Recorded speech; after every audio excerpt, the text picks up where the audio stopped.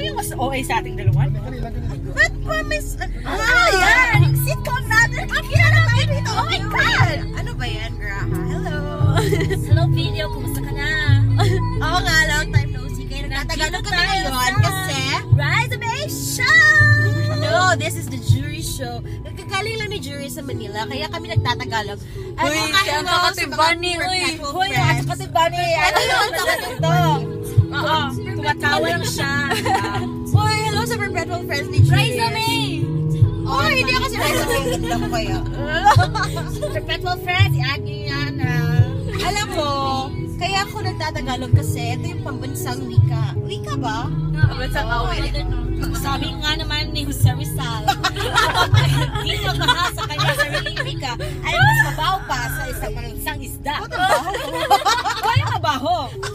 Nagtatagalog nga ako eh. Ako rin naman. Oh, sige. So, sino yung mga hindi marunong magtagalog? Di ba si Mark? Oh, kasi yung mga English na Chinese yan eh. Chira. Makakari ka, basta na. Oh, ang ingay na natin. Tama na. Dami ng language na sinasabi natin. Okay.